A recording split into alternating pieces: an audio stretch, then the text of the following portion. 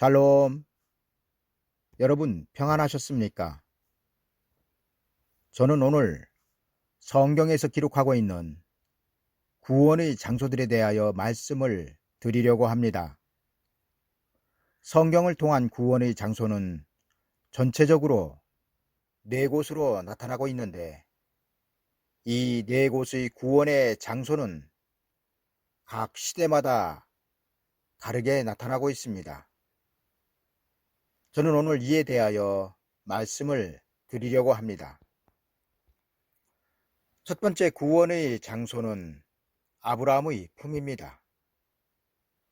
아브라함의 품은 누가복음 16장에 기록하고 있는 부자와 거지 나사로의 사후세계에서 기록하고 있는데, 어느 날 부자의 상에서 떨어지는 부스러기로 연명하던 나사로라 하는 거지가 죽었습니다. 그리고 얼마 지나지 않아 부자도 죽었습니다. 그런데 두 사람이 간 사후세계의 장소는 아주 많이 달랐습니다.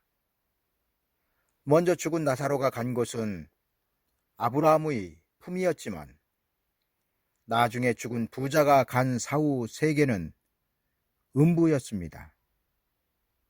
그리고 아브라함의 품과 음부의 차이는, 아브라함의 품은 평안히 안식하는 장소였지만 음부의 장소는 고통과 형벌의 장소였습니다.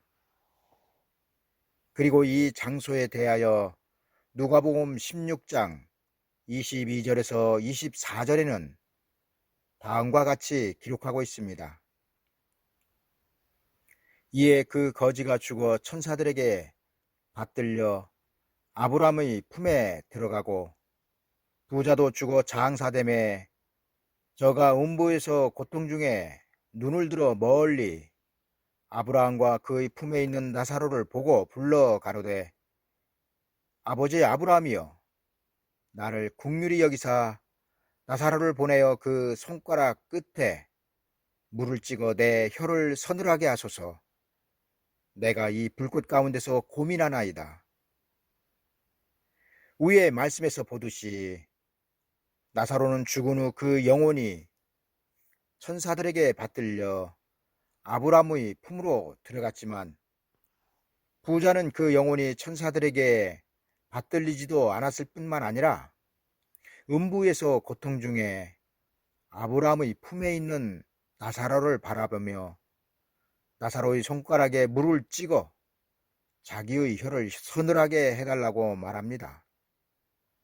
따라서 아브라함의 품은 예수 그리스도께서 구원을 이루시기 전 구약 율법 시대에 구원받은 사람들의 구원의 장소로 나타나고 있습니다. 두 번째로 나타나고 있는 구원의 장소는 낙원입니다. 낙원은 예수 그리스도의 초림으로 이루어진 구원의 장소입니다. 여러분, 예수 그리스도의 초림은 성경의 시대를 구약과 신약으로 나누는 동시에 구원의 장소도 아브라함의 품과 낙원으로 다르게 기록하고 있습니다. 예를 들어 세례 요한이 광야에서 천국 복음을 전하기 전까지 죽은 사람들의 구원의 장소는 아브라함의 품이었습니다. 그러나 세례 요한이 천국 복음을 전하기 시작한 이후의 구원의 장소는 낙원이 되고 있습니다. 여러분, 세례 요한은 예수 그리스도의 길을 예비한 사람입니다.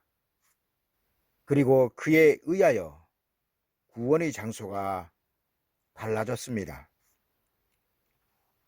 성경은 이러한 세례 요한에 대하여 여자가 낳은 자 중에서 가장 큰 자라고 증거하고 있습니다.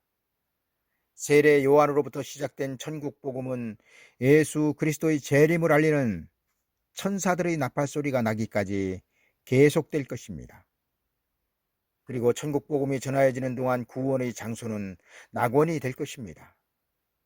그러나 낙원은 구원의 최종 목적지가 아니며 최종 목적지로 들어가기 위한 중간 경유 지역인데 부활의 장소라고 할 수 있을 것입니다. 왜냐하면 강도가 구원을 받아간 낙원은 영원 구원의 장소이며 이곳에서 모든 영혼은 부활한 후 천국으로 들어갈 것이기 때문입니다. 세 번째로 성경에 나타나고 있는 구원의 장소는 천년왕국입니다. 예수 그리스도의 초림으로 이루어진 구원의 장소가 낙원이었다면 예수 그리스도의 재림으로 이루어지는 구원의 장소는 천년왕국이 될 것입니다.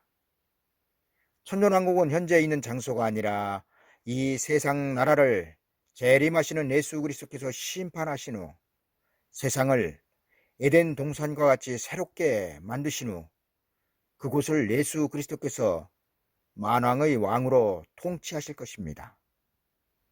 여러분, 천년왕국은 무천년주의자들이 말하는 것처럼 영적인 나라가 아닙니다. 세상 천지에 어떤 나라가 영토가 있고 주권이 있고 백성이 있는 나라를 영적인 나라로 부르고 있나요? 아무리 찾아보아도 없습니다. 여러분, 무천년을 가르치는 것이야말로 세상 끝에 있을 미혹 중의 미혹이며 이미 이 미혹에 미혹된 성도들이 많다는 것입니다. 통계에 나타나는 교회들 중 대부분의 큰 교회들이 무천년을 가르치고 있으며 특히나 장로교에 소속된 교회들 중 두드러지게 무천년을 주장하는 목사들이 많다는 것입니다. 그러나 무천년을 주장하는 것은 출애굽한 이스라엘 백성들이 요단강을 건너지 못한 것처럼 예수 그리스도를 믿고 세상에서 출애굽한 성도들이 마지막 때 요단강을 건너지 못하는 결정적 미혹이 될 것입니다.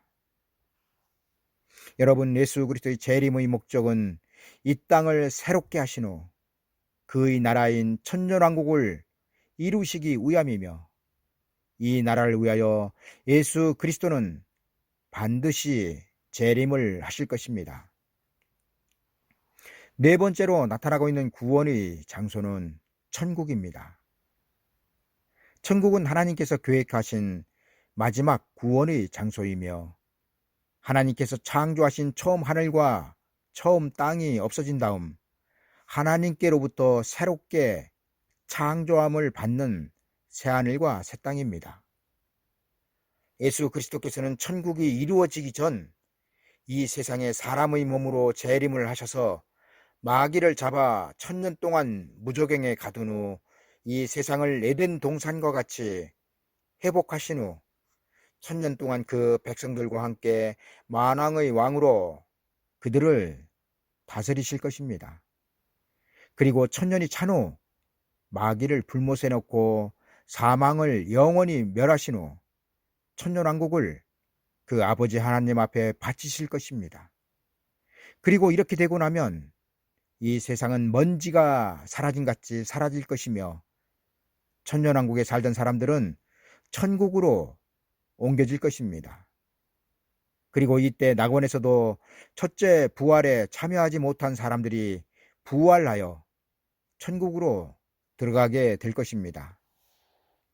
여러분, 천국은 아담과 하와로부터 시작하여 예수 그리스도의 이름으로 구원받은 모든 피조물들이 모여 예수 그리스도를 영원히 섬기는 장소를 말합니다. 따라서 새롭게 창조될 천국의 새하늘과 새 땅은 태초의 태초, 그 이전부터 하나님께서 계획하신 그 계획의 끝이 될 것입니다. 그리고 그곳에서 하나님과 하나님의 백성들은 영원히 살 것입니다. 이제 말씀을 맺겠습니다. 아브라함의 품이나 낙원은 하나님의 나라가 아니었지만 예수 그리스도의 재림으로 이루어질 천년왕국이나 최종 마지막 구원의 장소인 천국은 하나님의 나라가 될 것입니다. 그리고 아브라함의 품이나 낙원은 하나님의 백성들이 영원 상태로 구원을 받았지만 하나님의 나라가 되는 천년왕국과 천국은 구원받은 피조물들이 부활하거나 변화된 육체로 그 나라에서 영원히 산다는 것입니다. 여러분, 천년왕국이나 천국은 나라를 나타내는 나라 국자를 사용하고 있습니다. 따라서 하나님의 직접적인 통치가 임하는 나라는 아직 오지 않았으며 우리는 이 나라를 소망해야 하는 것입니다. 여러분, 지금은 구원받은 우리가 하나님의 영적인 나라에서 살고 있지만 예수 그리스도의 재림이 이루어지면 실제적인 예수 그리스도의 나라에서 우리는 살게 될 것입니다. 그 나라가 이루어지기까지 우리의 영혼은 낙원으로 갈 것이며, 우리의 영혼이 낙원으로 간다는 것은 우리의 영혼은 사망에서 벗어났다는 것입니다. 그리고 예수 그리스도의 재림의 나팔이 울리는 날 우리의 육체도 사망에서 벗어나게 될 것입니다. 따라서 우리가 진정 예수 그리스도의 재림을 기다리는 사람들이라면 지금 우리에게 필요한 양식은 죽어서 낙원으로 가자는 양식이 아니라 살아서 하나님의 나라로 들어가자는 양식을 먹어야 할 때인 것입니다. 여러분, 세례 요한이 왜 목베임을 당하였습니까? 그가 율법을 전하였다면 그가 목베임을 당하여 죽었을까요? 그는 성전에 속한 제사장과 율법사 바리새인들이 볼 때에는 미혹자였으며 이단자였습니다. 그러나 우리는 세례 요한이 진정한 선지자였으며 하나님께서 세우신 예수 그리스도의 길을 예비한 길 예비자였음을 알고 있습니다. 세례 요한 당시의 사람들은 광야의 외침을 알아듣는 사람이 적었습니다. 여러분, 지금 우리 시대에는 어떨까요?